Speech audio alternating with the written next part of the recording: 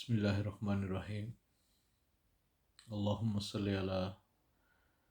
سیدنا و مولانا محمد وعلی آلہ و اصحابہ و ازواجہ اجمعین۔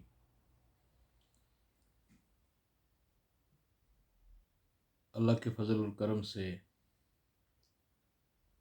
آج پھر قرآن کریم کی جو آیت مبارکہ جو پچھلی بار جس پر تھوڑی سی بات ہوئی تھی، آج اس کی تیسری نشست ہے جو اللہ تعالیٰ نے فرشتوں سے فرمایا تھا، وَإِذْ قَالَ رَبُّكَ لِلْمَلَائِكَةِ۔ تو یہاں پر جو تیسری حکمت ہمیں سمجھ میں آتی ہے اس مضمون میں کہ اللہ تعالیٰ نے فرشتوں سے جو فرمایا کہ میں زمین پر اپنا خلیفہ بھیجنے والا ہوں، تو فرشتوں کو بتانے میں کیا حکمت تھی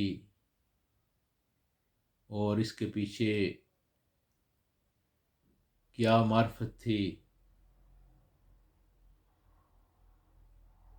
اس کے حوالے سے آج بات کریں گے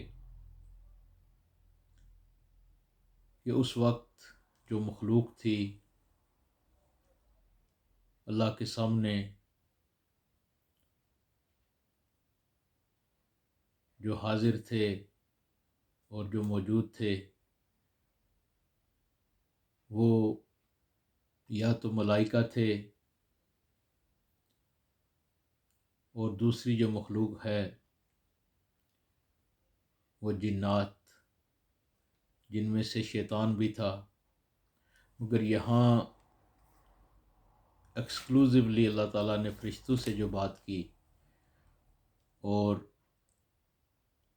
اللہ تعالیٰ کا قرآن، اللہ تعالیٰ کا یہ کلام حکمت سے معمور ہے، اور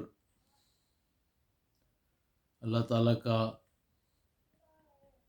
ہر فرمان اس میں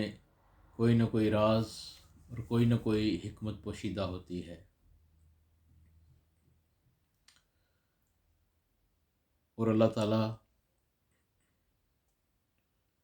فرشتوں کو جو فرما رہا تھا کہ میں زمین پر اپنا خلیفہ بھیجنے والا ہوں، اس کے پیچھے بہت سے راز ہیں، بہت سے رموز ہیں، بہت سی حکمتیں ہیں۔ اصل جو حکمت ہے وہ اللہ اور اس کا رسول ہی بہتر جانتے ہیں،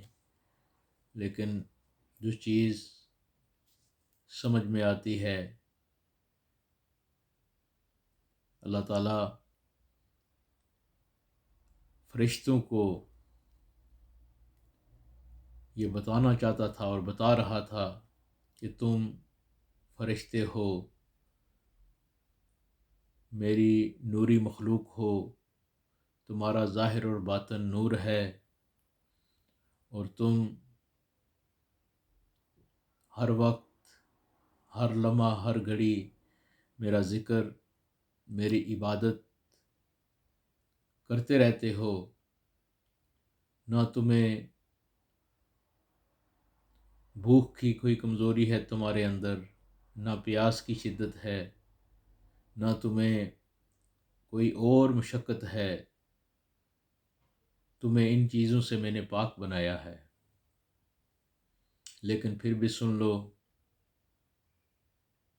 میں ایک ایسی مخلوق زمین پر پیدا کرنے والا ہوں جس کے اندر بھوک کا جذبہ بھی ہوگا، پیاس بھی ہوگی، پریشانیاں بھی ہوں گی، دکھ بھی ہوں گے، غم بھی ہوں گے، اور ان کی دنیا کی زندگی مشقت کی زندگی ہوگی، مگر وہ اس مشقت کی دنیا میں رہ کر، اس پریشانیوں کی دنیا میں رہ کر، جب مجھے وہ یاد کریں گے، میری عبادت کریں گے، تو ان کا درجہ تم سے بھی افضل ہوگا۔ اور سب سے بڑھ کر میں نے اس زمین پر اپنے پیارے مقرب انبیاء رسول اعظام کا سلسلہ بھی چلانا ہے، اور میرا محبوب جو آخری نبی، خاتم النبیین، جو نبیوں کا سرتاج ہے، نبیوں کا دولہا ہے، اور جسے میں نے وما ارسلناک الا رحمۃ للعالمین بنایا ہے، اسے بھی زمین پر میں نے آخر میں بھیجنا ہے، جن پر سلسلہ نبوت،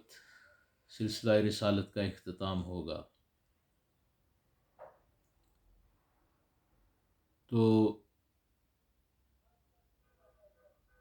اللہ تعالیٰ نے فرشتوں کے اس جواب پر، جو فرشتوں نے کہا تھا، جو پچھلی نشست میں ہم نے بات کی تھی کہ تو کسی ایسے کو خلیفہ بنائے گا جو زمین میں فساد کرے گا، خون ریزی کرے گا، تو اللہ تعالیٰ نے فرما دیا تھا کہ جو میں جانتا ہوں وہ تم نہیں جانتے۔ تو معزز سامعین، اللہ تعالیٰ کا جو کلام ہے یہ حکمت سے معمور ہے، اور جن پر اللہ کا فضل ہوتا ہے، اللہ کا کرم ہوتا ہے، وہ لوگ ان حکمتوں کو جانتے ہیں، سمجھتے ہیں، اور ان پر یہ آشکار ہوتی ہیں، اور پھر وہ صحیح معنوں میں انہیں قرآن کا نور ملتا ہے، اور وہ خود بھی اس سے مستفید ہوتے ہیں، اور پھر جو ان کی سنگت میں ہوتے ہیں، جو ان کی مائیت میں ہوتے ہیں، انہیں بھی اس کا فائدہ پہنچتا ہے، اور ان کے ایمان کی حفاظت ہوتی ہے۔ مگر آئے دن ہم دیکھتے ہیں کوئی نہ کوئی نیا فتنہ سر اٹھاتا ہے، نام قرآن کا لیتے ہیں، مگر اس کے اندر وہ حکمت کے دروازے ان پر بند ہوتے ہیں، اللہ کے فضل سے وہ محروم ہوتے ہیں، اور ایسے ایسے فتنے کھڑے کرتے ہیں، اور جس سے خود بھی گمراہ ہوتے ہیں اور لوگوں کو بھی گمراہ کرتے ہیں۔ کبھی ان کے موضوع صحابہ کرام رضوان اللہ تعالی علیہ مجمعین کی شان میں نقص نکالتے ہیں، کبھی اہل بیت اطہار علیہم السلام ان کی شان کو ناپنے کے پیمانے انہوں نے رکھے ہوئے ہیں، معاذ اللہ ثم معاذ اللہ، اور وہ اپنے عقل کے گھوڑے دوڑاتے رہتے ہیں۔ کبھی اولیاء اور مقربین پر زبانیں کھولتے ہیں، ان کی کرامات کو، ان کے فیوزات و برکات کا انکار کیا جاتا ہے، اور جو اس امت کا 14 صدیوں سے ایک تسلسل تھا عقیدے کا، ان کا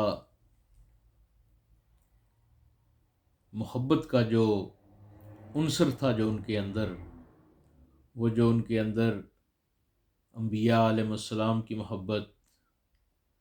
اہل بیت اطہار کی محبت،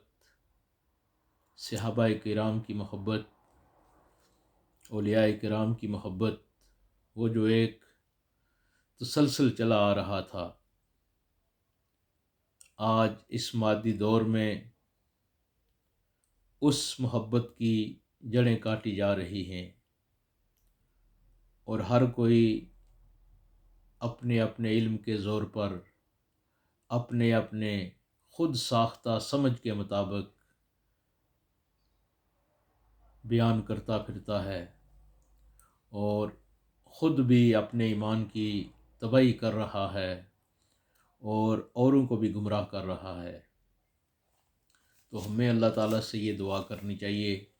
کہ اللہ تعالیٰ ہمیں دین کی صحیح معنوں میں حکمت عطا فرمائے، اور وہ جو اس کا منشا ہے، وہ جو اس کا اپنے مقرب بندوں سے محبت کا انداز ہے، ہمیں اس کو سمجھنے کی توفیق عطا فرمائے۔ دعا ہے کہ اللہ تعالیٰ ہمیں اس دنیا میں بھی خیر عطا فرمائے اور ہمیں آخرت میں بھی خیر عطا فرمائے، اور قرآن کریم کو سمجھنے کے لیے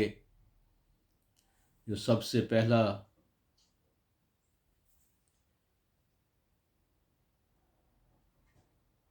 جو پیمانہ ہے وہ آقا علیہ الصلوۃ والسلام کی مبارک زندگی ہے، آپ کے فرمان مقدس ہیں، حدیث مبارکہ ہیں، ان کی روشنی میں آپ کو وہ قرآن کا نور ملے گا، اور پھر آپ کو جتنی محبت آقا علیہ الصلوۃ والسلام کے ساتھ ہوگی، آپ کی اہل بیت اطہار سے ہوگی، صحابہ کرام سے ہوگی، اولیاء امت سے ہوگی، تو پھر آپ کو اللہ تعالیٰ دین کی وہ خیرات صحیح معنوں میں آپ تک پہنچتی رہے گی۔ اور اگر ہم نے وہ محبت جو صحابہ کرام نے حضور علیہ السلام سے کی، آپ کی اہل بیت اطہار سے کی، اگر ہم اس سے دور ہوئے تو ہماری دنیا میں بھی بربادی ہے اور آخرت میں بھی بربادی ہے۔ اللہ تعالیٰ ہمیں اپنے فضل والے لوگوں کی محبت عطا فرمائے، اپنے انعام یافتہ لوگوں کی محبت عطا فرمائے، اور ان کے ذریعے سے اللہ تعالیٰ ہمیں قرآن کریم کا فہم اور بصیرت عطا فرمائے۔